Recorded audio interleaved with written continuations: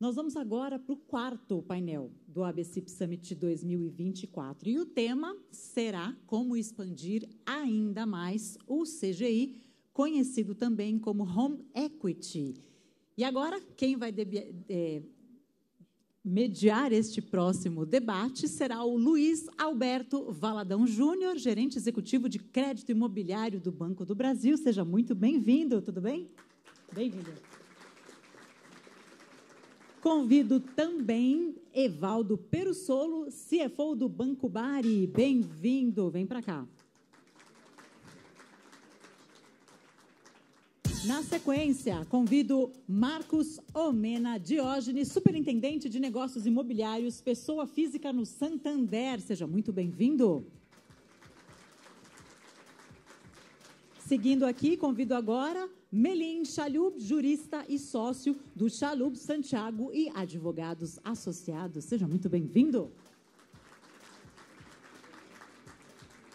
Para completar, convido agora Raquel Freitas, gerente jurídica da Creditas. Vem para cá, Raquel, bem-vinda. Tudo bom? Lembrando a vocês que vocês podem fazer as perguntas pelo WhatsApp, através do QR Code que está aqui atrás no nosso telão e também aparece na programação do evento. As perguntas ficam sempre para o final do debate. E, mais uma vez, eu peço encarecidamente que postem aí as fotos, divulguem o evento, mostrem nas redes sociais de vocês que vocês estão aqui acompanhando todo esse conteúdo, mas não façam isso sem mencionar no Instagram o @_ABCIP, no LinkedIn, Associação Brasileira das Entidades de Crédito Imobiliário e Poupança, e marquem, por favor, a hashtag ABCIP Summit 2024. Eu passo agora a palavra ao Luiz Alberto. Um ótimo painel a todos vocês. Boa tarde, pessoal.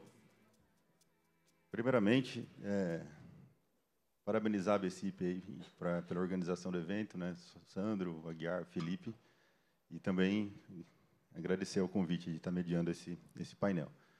Para começar, eu estava querendo mostrar, a gente vai mostrar alguns números sobre o CGI, a evolução do CGI. Na realidade, não é essa a apresentação, é a apresentação do CGI, mas a ideia é a gente mostrar a evolução dos números, tá? Vocês vão perceber que o CGI ele teve uma grande evolução nas contratações. A gente olha ali de 2018, teve uma contratação no ano de 2,1 bi, 2022, uma contratação de 6,5 bi e 7,1 bi em 2023. É que a apresentação não é essa, tem que trocar. Enquanto isso, eu vou trazendo algumas informações aqui da carteira. Tá?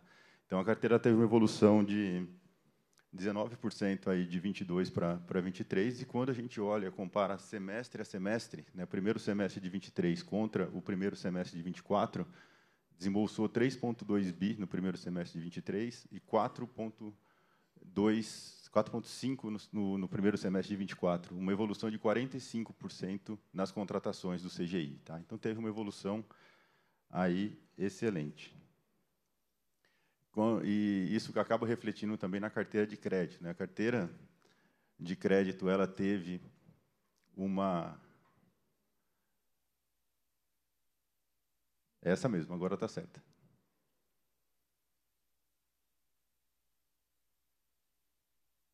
A carteira de crédito ela fecha 2024 com 21 bi, tá? E teve aí um desempenho, uma evolução também de 21% de 23 para 24. Deixa eu ver se agora vai. Vamos ver aqui para não... Ali. Ver se me deixou mentir sozinho, né? Vou deixar aqui. Ali foi como eu falei, teve 45% semestre a semestre de contratação, tá? 45% de evolução, e quando a gente olha o reflexo no saldo de carteira, 2018 tinha 9,8 bi de carteira, fecha ali 2022 com 16,5 e 2023 com 19,7. Então, uma evolução de 22 para 23 de 19%. Quando a gente compara semestre contra semestre, fecha primeiro semestre de 23 com 17, quase 18 bi, e a carteira atual agora de junho de 24 com 21,7%, uma evolução também de 21%. Então, a gente vê aí um desempenho crescente nos últimos anos. Tá?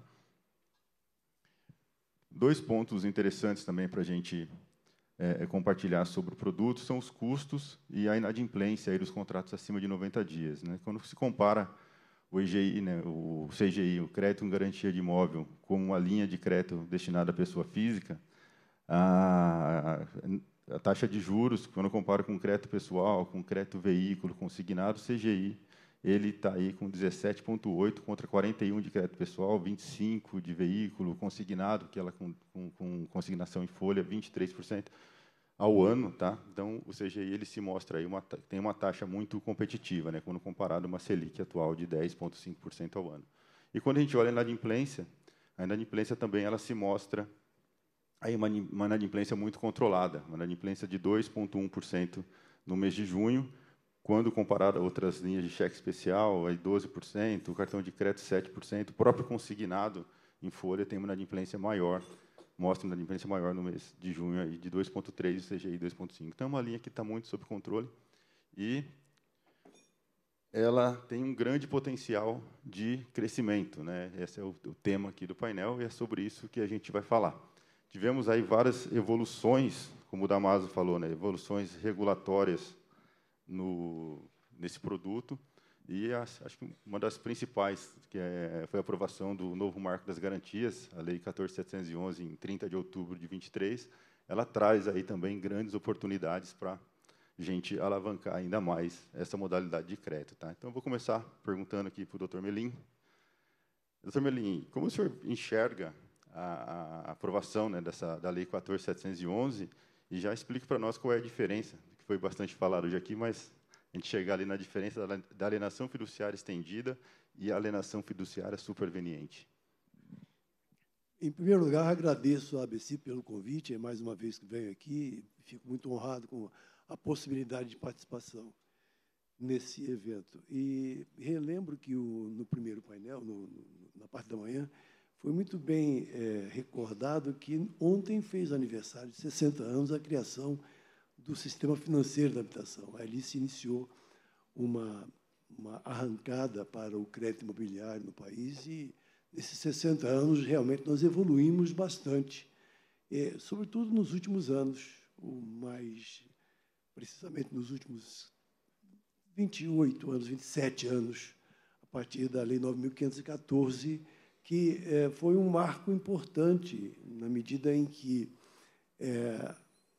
ele alterou um pouco aquele perfil super regulado da Lei 4.380, abrindo e ampliando muito a possibilidade e a flexibilidade da operação, das operações no mercado. Isso, independentemente de ter fincado as raízes fundamentais do processo de securitização de créditos imobiliários, que agora veio a ser transplantado para a Lei Geral de Securitização, aquela norma que estava lá na 9.514, e, sobretudo, a alienação fiduciária de bens imóveis, que, de fato, produziu e vem produzindo e tende a produzir um efeito muito maior, muito mais amplo, muito mais efetivo do que aquele que se imaginou naquele momento em que se criou a alienação fiduciária em garantia de bens imóveis, em que se buscava, talvez, até somente a substituição daquela garantia hipotecária, que estava um pouco esgarçada por tantos embates que sofreu, tanto do ponto de vista de intervenções legislativas, como também do judiciário. E por isso é que a Lei 14.711 vem coroar todo esse processo de crescimento e de aperfeiçoamento das garantias, ampliando ainda mais o leque das garantias, com a criação das duas que você mencionou com a regulamentação do registro da superveniente, que você mencionou, e a criação da alienação fiduciária estendida, a possibilidade de extensão da alienação fiduciária já constituída. A alienação fiduciária da propriedade superveniente não é uma novidade e já não era a constituição de garantias sobre propriedades supervenientes na hipoteca, até mesmo no Código Civil de 1916. Nunca foi praticada, tanto quanto eu me lembre, a garantia hipotecária da propriedade superveniente, porque realmente é uma situação muito rara. E não é rara, não é comum, pelo contrário, é comum, é demandada com frequência na alienação fiduciária. Por quê? Porque na alienação fiduciária o devedor transmite, ou o fiduciante transmite a propriedade ao credor. Claro que não é a propriedade plena, é uma propriedade resolúvel. E ele, se demitindo da propriedade, obviamente não tem mais habilitação legal para constituir nova garantia sobre aquela mesma propriedade. O que ele tem é o direito aquisitivo, então ele pode empenhar o direito aquisitivo, o que é uma garantia mais ou menos frágil, ou então alienar fiduciariamente a propriedade superveniente que ele vier a adquirir quando cancelada a propriedade que esteja em curso. Essa é uma característica da alienação fiduciária da propriedade superveniente. E se distingue, então, da estendida, porque, na estendida, ela é constituída para um mesmo credor de uma garantia fiduciária já existente, não há graus de diferença entre uma e outra, porque a lei permite que o devedor estenda àquele mesmo credor uma outra alienação fiduciária para uma outra operação de crédito autônoma. A diferença é essa, fundamentalmente, né? A garantia da propriedade superveniente, ela pode ser constituída para um outro credor, diferente da estendida, que só pode ser constituída para o mesmo credor. E há outras diferenças que eu não sei se seria o caso de eu abordar agora ou posteriormente. Pode ficar à vontade.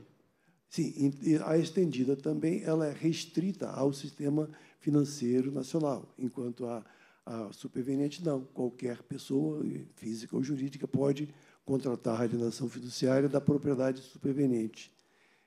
Uma outra característica principal, importante, é que na garantia superveniente, a eficácia da garantia ocorrerá somente quando da quitação da dívida, objeto da garantia em curso, enquanto a outra não.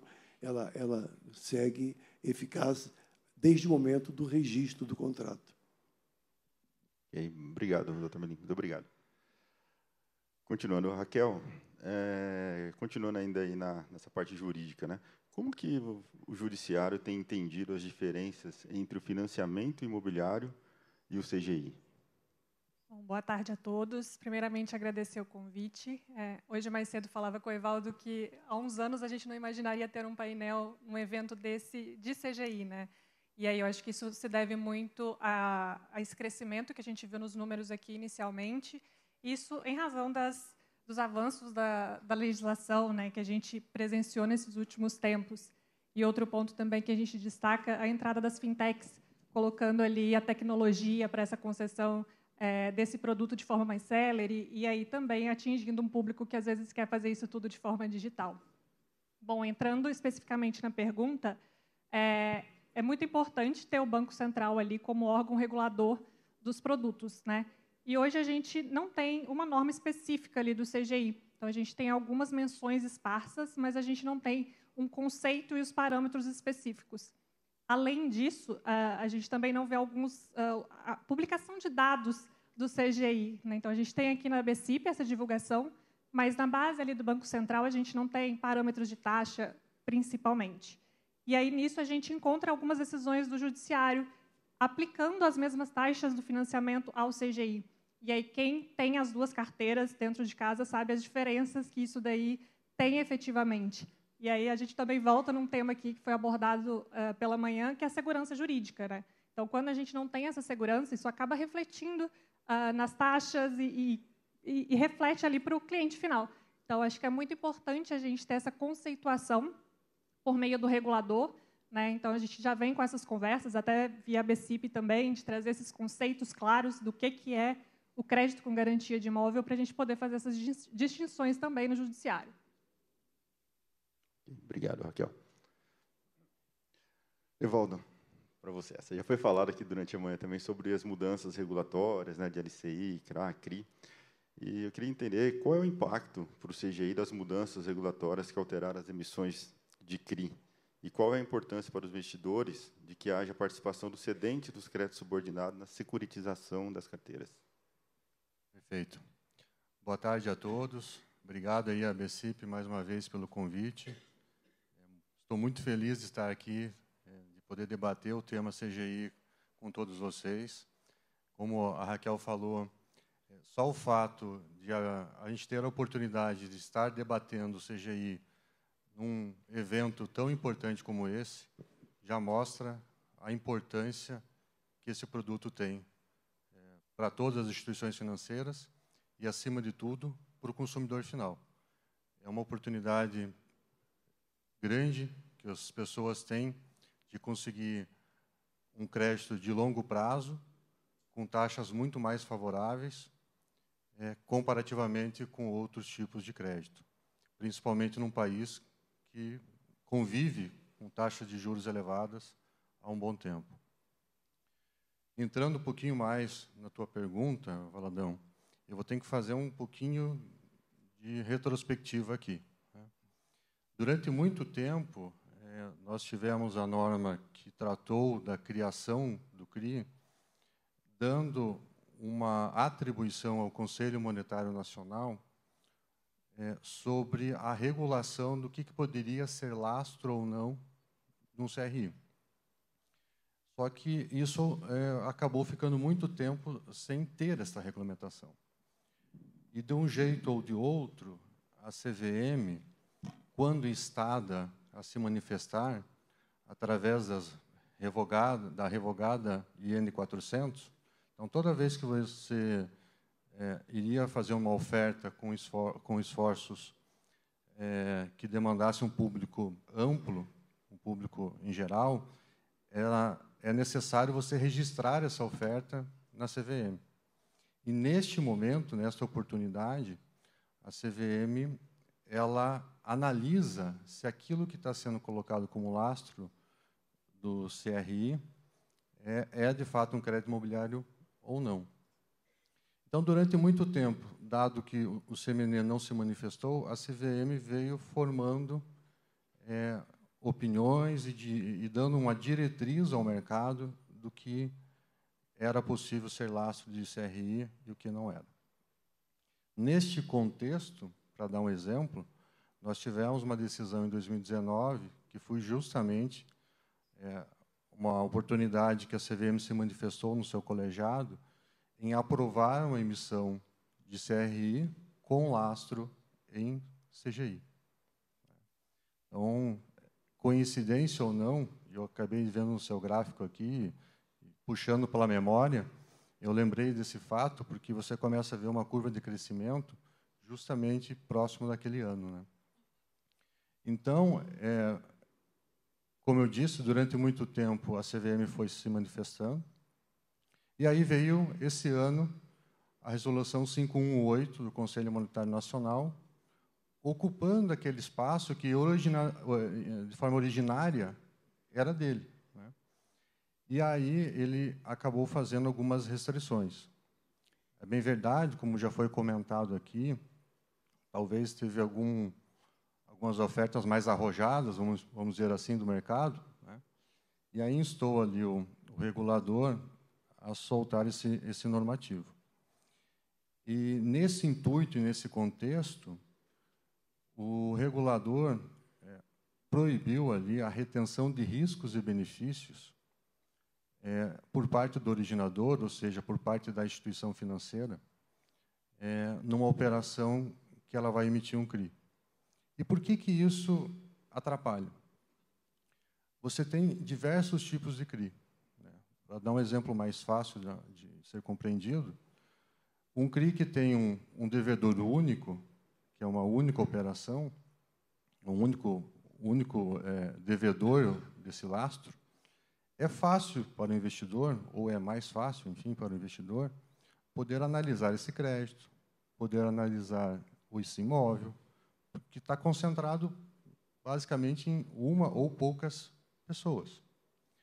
Quando nós estamos falando aqui, por exemplo, do CGI, ou de financiamento imobiliário, você tem tickets médios muito pequenos. Por exemplo, do CGI, o ticket médio é em torno de R$ 250 por operação. Então, quando você vai fazer um CRI de um valor elevado, 50, 100 milhões, você tem centenas ou milhares de contratos nesta operação compondo o lastro. De sorte que um investidor ele não tem a condição de poder avaliar crédito a crédito, imóvel a imóvel.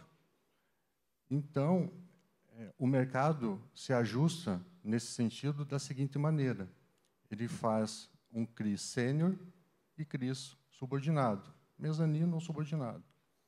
E, via de regra, o CRI subordinado ele é carregado, ele é mantido pela própria instituição financeira, por uma razão muito simples, para dar o conforto ao investidor do CRI sênior que a instituição financeira está colocando créditos de boa qualidade lá dentro, bem formalizados.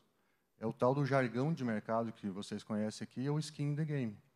Ou seja, ela não vai potencialmente colocar um crédito que não tenha boa qualidade lá dentro, se ela vai acabar tendo o ônus da própria inadimplência pelo fato de ela carregar a subordinação. Então, é importante para o mercado de crédito imobiliário, de maneira geral, tanto para empréstimo quanto para financiamento, que as instituições financeiras possam reter o risco e benefício. Porque aí você dá o conforto para o investidor e você fomenta mais esse mercado. Nós, os CGIs, muitas instituições aqui já nasceram buscando funding no mercado de capitais. Então, essa normativa, ela pode atrapalhar nesse sentido. E eu fiquei feliz aqui também, quando o Damaso falou de manhã, que alguns pontos da regulação pode ser que sejam revisitados, e eu torço para que um deles seja esse. Se a gente puder rever esse ponto, me parece que é um tema bastante importante. Bom, obrigado, Evaldo.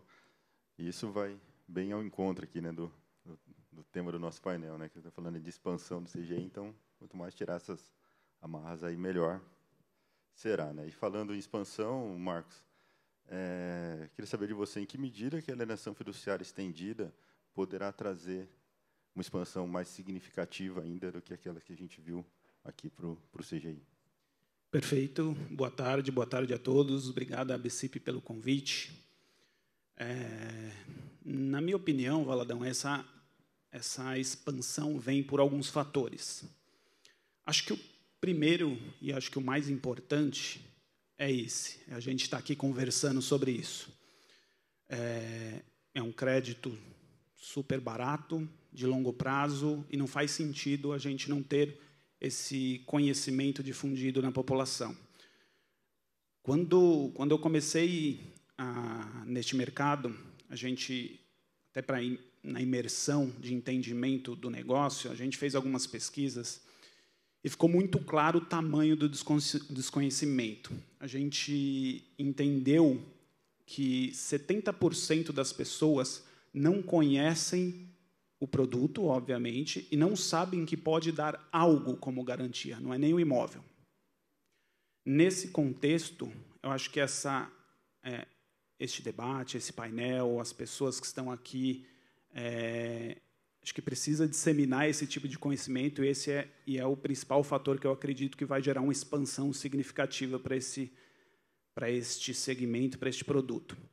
Acho que agora, entrando especificamente no marco legal das garantias, eu acho que destravou itens muito importantes que vai continuar também, além do conhecimento, vai gerar esses benefícios de uma maneira muito exponencial para o crescimento, além do que a gente já viu aqui, que já está sendo positivo. Mas ainda é um mercado muito pequeno. O que eu enxergo dos principais fatores aqui são 3. Acho que o primeiro está relacionado à questão da própria garantia do imóvel, onde as pessoas culturalmente, a gente escuta isso ainda muito do mercado, de colocar o imóvel como garantia. Quando a gente permite uma segunda alienação, é algo que eu entendo que destrava muito, porque não faz muito sentido uma pessoa ter um imóvel já alienado e não atribuí-lo a um novo crédito se ela já sabe que isso já está alienado. Então, este conhecimento, o destravar de uma nova alienação vai trazer essa disseminação desse conhecimento. Eu acho que esse é um grande fator que vai causar essa expansão. Acho que um segundo ponto também dessas mudanças que aconteceram está muito relacionada com a velocidade. No painel anterior aqui a gente falou sobre registro eletrônico, ainda tem algo a percorrer, mas eu entendo que antes do registro eletrônico a gente já vai ter alguns avanços. Alguns deles se a alienação já está com o banco, eu entendo que isso já acelera alguns processos que vai trazer essa aproximação do CGI para mais perto de outras linhas de crédito onde a liberação do recurso é mais breve. Então, esse é um outro fator que eu entendo que ele vai trazer uma visão também muito positiva, que vai ajudar a disseminar. E o terceiro e último, não menos importante, talvez até bem grande também, é a utilização desse capital morto. Existe um capital morto, capital parado, um capital ocioso, que a gente entende que, a partir de agora, ele vai injetar muitos bilhões na economia, e este entendimento de um ativo que até então não era possível ser utilizado, ele passa pelo item 1 que eu falei de conhecimento, mas a partir do momento que esse conhecimento vem para o entendimento que esse imóvel pode fazer uma segunda alienação, é benéfico para todos, para consumidores, para bancos, para toda a cadeia. Então, eu entendo que esses são as principais alavancas, os principais fatores que eu entendo que vai gerar essa expansão do home equity com a alienação fiduciária estendida. Obrigado, Marcos. Você tocou um pedaço da sua fala, né, e da parte de melhoria de processos, né? Essa pergunta para a Raquel. Considerando aí os trâmites necessários para a concessão do CGI, qual é o prazo médio, Raquel, que vocês têm percebido para concluir uma operação, e se ainda existem entraves para a gente ter maior celeridade? E se tiver, né, quais seriam na sua visão? Ainda tem, né, infelizmente. Mas se a gente olha para um passado recente, eu acho que a gente tinha nessa esteira de concessão desse crédito uma média de 50 a 60 dias. E hoje, se a gente considera ali os principais pilares, a gente está falando comercial, crédito, avaliação da garantia, jurídico, formalização e o protocolo. Hoje a gente tem uma média de 15 dias úteis. E isso se deu muito graças à modernização e ao compartilhamento de dados, né? Então, acho que já se falou aqui também no painel anterior, mas a gente tem a obtenção de documentos junto aos cartórios de forma digital, então isso traz essa celeridade, o próprio registro eletrônico, e, além disso, a gente tem essa parte do diligence que a gente pode fazer de forma digital em vários sistemas, além dos dados compartilhados que trazem ali a segurança efetivamente, né? Nessa linha, o NR e o SERP também, eu acho que contribuíram muito para a uniformização das informações, porque quando isso ficava a cada cartório ou sistemas diferentes, a gente tinha um time interno trabalhando com mais morosidade para atender cada tipo de procedimento. Então, isso realmente foi super benéfico. E aí, em relação aos entraves, acho que a gente ainda tem alguns, né? A população brasileira, eu acho que ela não é muito acostumada a regularizar os imóveis. Isso a gente está falando desde averbar um casamento até o registro do título aquisitivo.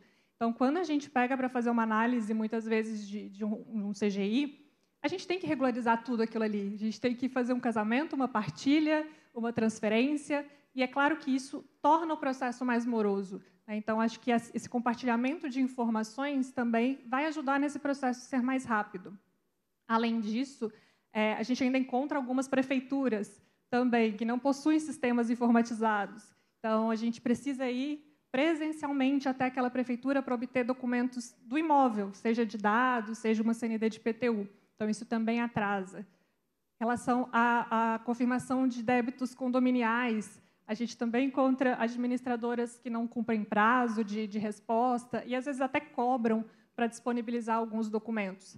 Então, acho que isso tudo dificulta. E aí, por fim, a gente falou dos cartórios, todos estarem integrados, mas ainda não estamos 100%, né? Eu acho que a gente já está num grande caminho, mas ainda falta a finalização da gente ter esses cartórios, tanto de registro civil, registro de imóveis, notas, todos ali dentro desse sistema informatizado, para que a gente consiga ter acesso a essas informações de uma maneira bem mais célere ali, e segura também. Okay, obrigado, Raquel. Essa notícia do provimento 180 hoje, né, registro cartorário, acho que essa parte de poder avançar na regulamentação com o NR, acho que vai ajudar bastante a gente no processo também aí de mais agilidade no CGI. Doutor Melim, vamos voltar um pouquinho ali na parte da alienação fiduciária da propriedade superveniente. Como que ela integraria o concurso de credores? Queria que o senhor falasse um pouquinho mais sobre isso, referindo ao artigo 10 lá da 14.711. Assim, a alienação fiduciária da propriedade superveniente, como a gente viu, como ela é uma atribuição de direito real sob condição suspensiva, dependendo do cancelamento da propriedade fiduciária em curso, na verdade, quando se instaura o concurso de credores no cartório, o titular do registro de imóveis é obrigado a convocar os credores. A lei fala, se não me engano, no artigo 10 da Lei 14.711, que são titulares de crédito sobre o mesmo imóvel, o que pode levar o intérprete a supor que essa palavra imóvel significa só a propriedade plena, só o titular de garantia sobre a propriedade plena poderia participar do concurso de credores. É uma disposição, essa disposição do concurso de credores, que pode ensejar muita controvérsia, até porque ela não foi gerada naqueles trabalhos do IMK, que geraram todo o procedimento, todo o anteprojeto, né, da lei, do que veio a ser a Lei 14.711, e sim veio a ser apresentada no Congresso. Talvez não tenha havido tempo suficiente de se debater e de se aprofundar no exame das consequências daquelas normas. Elas podem gerar algumas controvérsias. No entanto, eu entendo que, na medida em que o credor, titular de propriedade fiduciária superveniente, tem um direito sob condição, a condição ainda não ocorreu, ele ainda não é titular e o direito dele ainda não tem plena eficácia, ele pode, pelo menos, habilitar o seu crédito para a hipótese de se e quando houver a liquidação do ativo, vier a haver sobra. Por quê? Porque, na garantia superveniente, o credor da propriedade superveniente não tem o direito de executar o crédito antes que o credor da propriedade, ora em curso, dê quitação do débito ou promova a sua execução.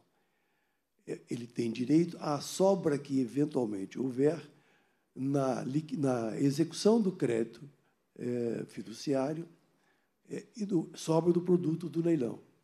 Na medida em que ele pode ter isso, é previsto expressamente na lei, o direito à obtenção desse crédito, eu entendo que o oficial do registro de imóveis deve também convocá-lo, não para que ele participe do concurso, na primeira fase, mas para que se habilite para a hipótese de haver sobejo na liquidação de todo aquele ativo e, depois de satisfeitos, todos os credores que participaram do concurso.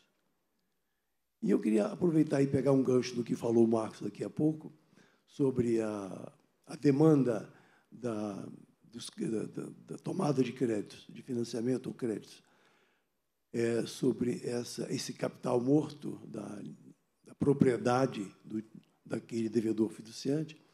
É uma situação, é uma demanda que veio a ocorrer há pouco tempo, na medida em que a alienação fiduciária, como ela veio a ser instituída 20 e poucos anos atrás, e ela é praticada efetivamente por volta de uns 15 anos, é mais ou menos nos últimos 4, 5, 6 anos que começou a surgir essa realidade concreta da existência de um capital morto, da existência de um potencial econômico sobre os imóveis, depois de ter ocorrido uma amortização substancial pelo devedor fiduciante.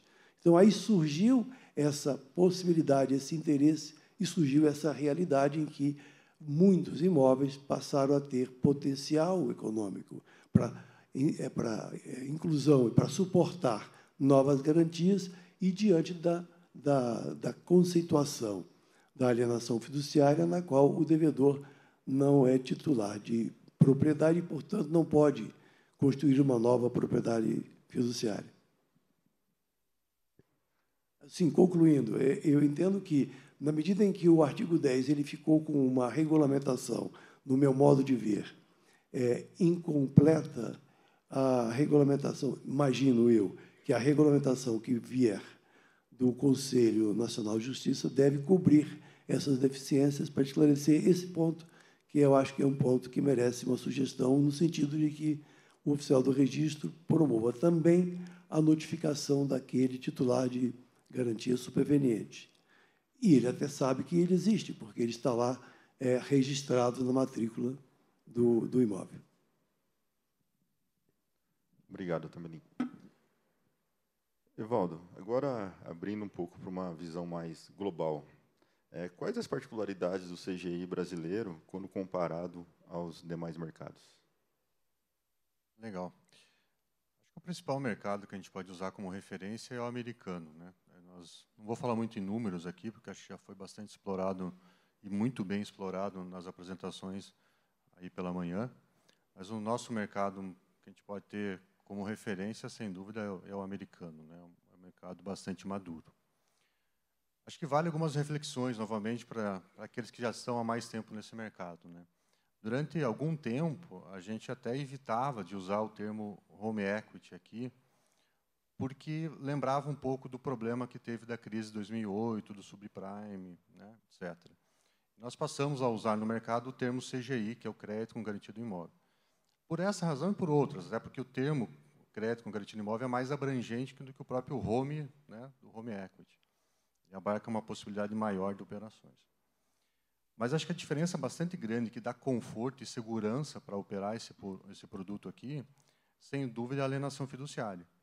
Então, se a gente fizer um paralelo com a legislação lá de fora, nos Estados Unidos, lá o equivalente é a hipoteca. E outra razão é que, quando aconteceu aquele evento de 2008, a gente percebia que tinha operações extremamente alavancadas. O que eu quero dizer com isso? O que nós chamamos de LTV aqui, né, a relação entre dívida e valor do imóvel, muitas vezes o LTV lá estava acima de 100%. E aí, como deu a crise de preços, desvalorização dos imóveis, ou estagnação de preço, enfim, acabou gerando, né, chamada bolha. Aqui no Brasil é diferente. Então, primeiro, na grande maioria das vezes, a operação é formalizada através da alienação fiduciária, que segue praticamente o mesmo rito que a operação de financiamento.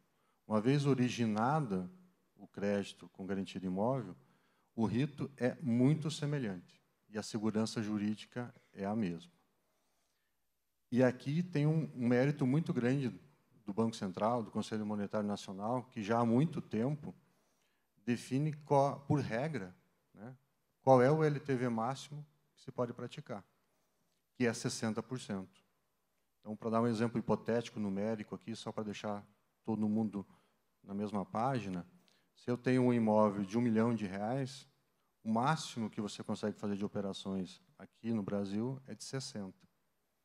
Então, eu tenho uma gordura bastante grande em relação ao valor do imóvel, no caso de uma eventual necessidade de consolidação da propriedade, retomada do imóvel, e, posteriormente, a revenda desse imóvel e recuperação do capital emprestado. Então, esse fato de você ter, na própria resolução atual, a 4676, está informado lá os 60%, isso dá conforto e segurança para que a gente não tenha nenhum problema parecido com o que aconteceu lá. Agora, eles têm também muitas outras vantagens em relação a gente.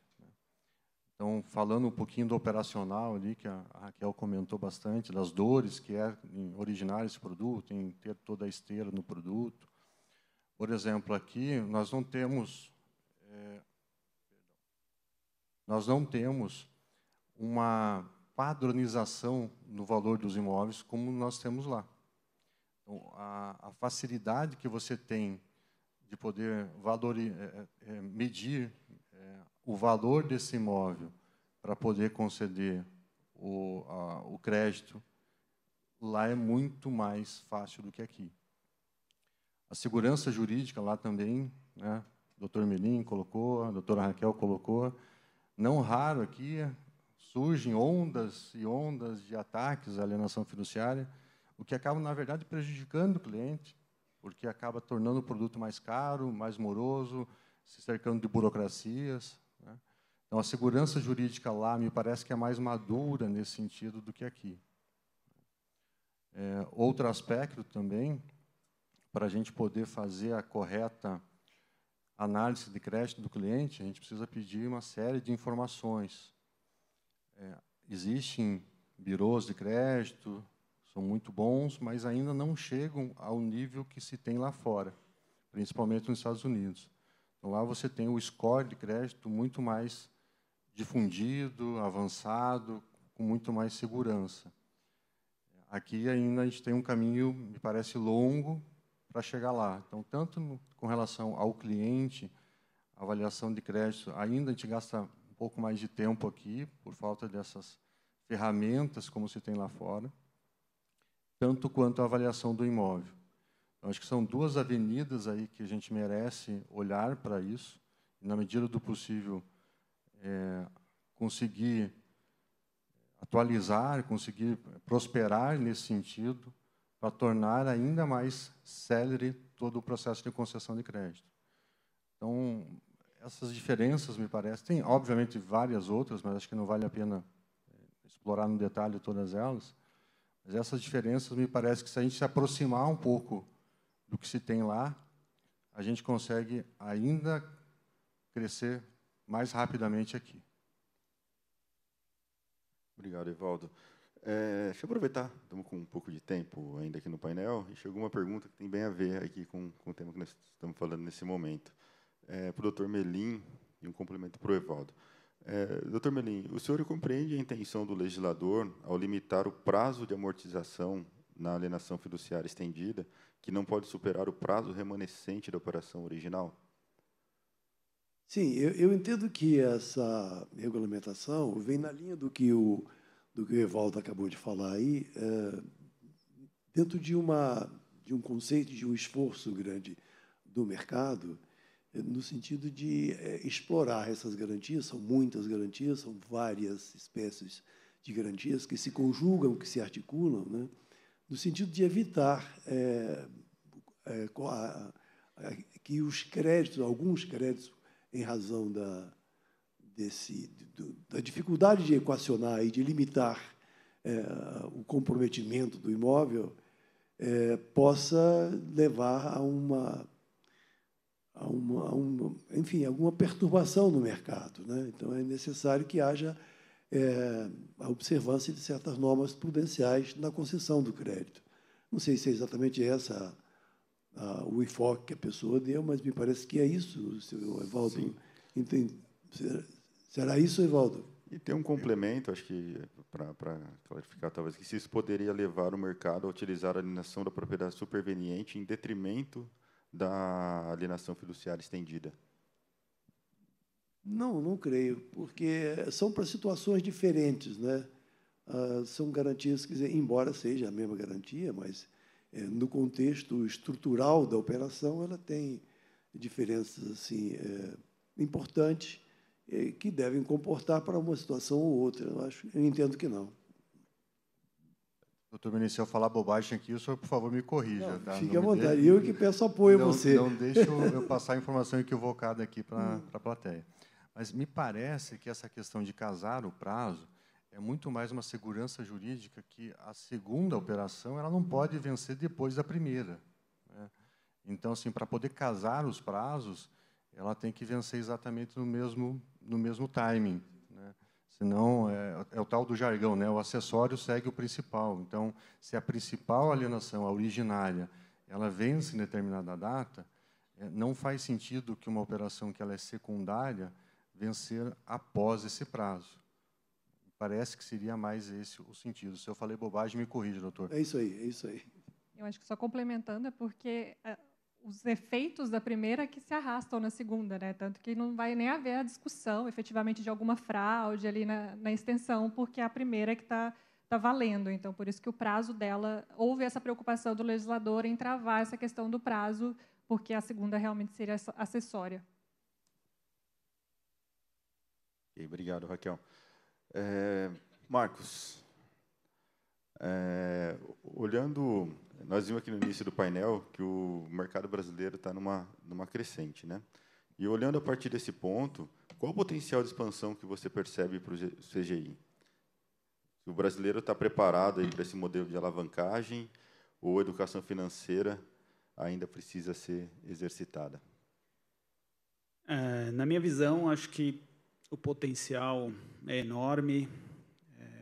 Eu brinco lá muito no Santander que olha pela janela, a gente vai ver o tamanho do potencial. Mas, trazendo um pouco de números para a gente entender o tamanho deste novo mercado, se a gente pegar a carteira de crédito imobiliário, SBPE, último dado de 625 bilhões, imagina que essa carteira está num LTV de 40, 50. Imagine o potencial disso. 10% de incremento disso é 60 bilhões disponíveis para ser consumido agora. Então, é uma expansão muito significativa, é um mercado novo que se abre e que precisa ser divulgado, comunicado. Na sua segunda, na conexão da sua pergunta, se isso precisa ser exercitado, eu acredito que sim. Eu acho que esse exercício de não ser só uma comunicação uma simples comunicação, ela vai de encontro com a necessidade de educação financeira da população. Porque não me faz muito sentido as pessoas tomarem crédito. Óbvio que cada crédito tem a sua fatia, o seu propósito, mas não me faz muito sentido as pessoas tomarem um valor relativamente alto se existe uma linha de crédito onde é mais baixa e um prazo super alongado. A gente sabe, existe uma gangorra onde esse produto tem um ótimo custo financeiro e um alto custo emocional.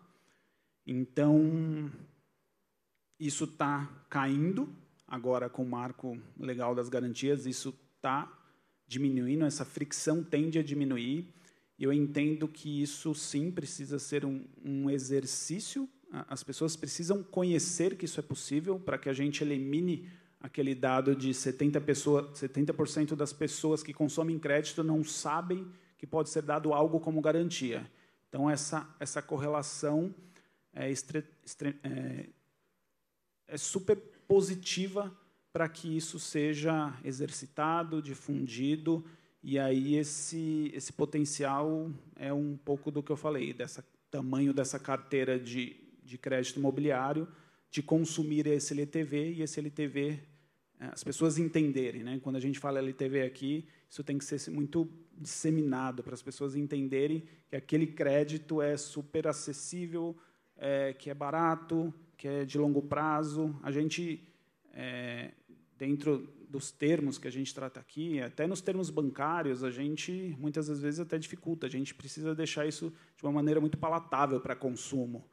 E é na medida que isso vai tornando... Eu só consumo algo quando eu conheço. Se eu não conheço, então, a primeira camada as pessoas precisam conhecer.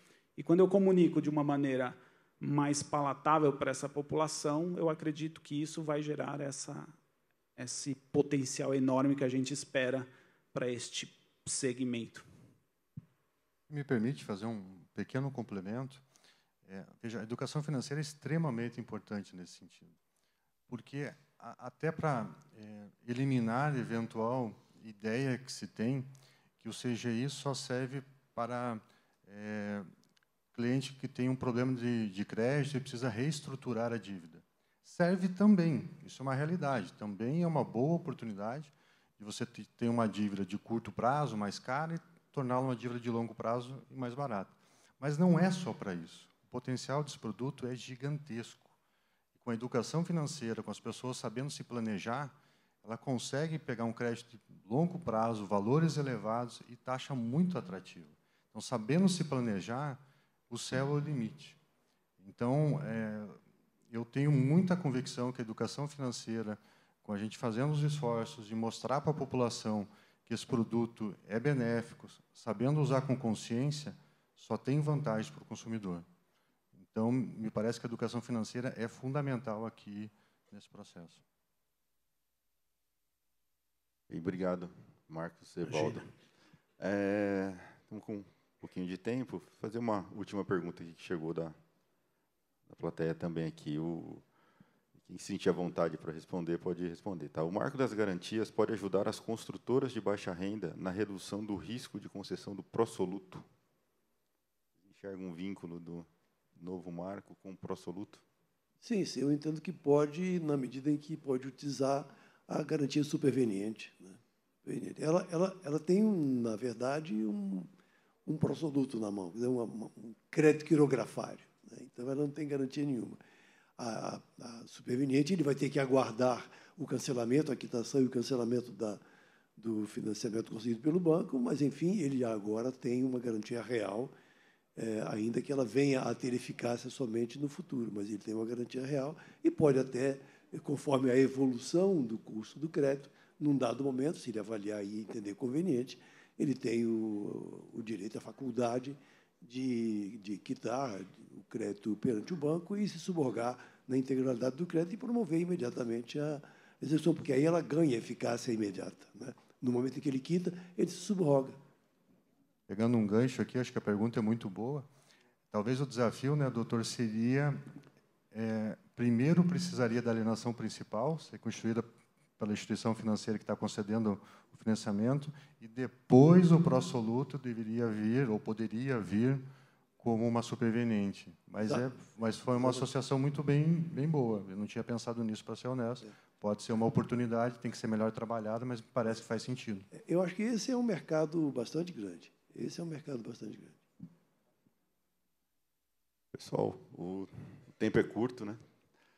Eu espero que a gente tenha conseguido mostrar aí as novidades e os caminhos para conseguirmos alavancar ainda mais essa modalidade de crédito. Tá? Acho que, como o Evaldo falou, né, o céu é o limite. Acho que tem uma oportunidade dentro das margens das garantias já existentes, né, foi falado durante na manhã de hoje, você não tem que dar um novo imóvel em garantia. Então, o imóvel que já está alienado para o banco tem margem ali para você tomar mais crédito, né? Numa taxa de juros adequada, num prazo adequado. Então, é algo que é muito promissor. Tá? Muito obrigado a todos, especialmente aqui aos nossos painelistas. Boa tarde. Obrigado.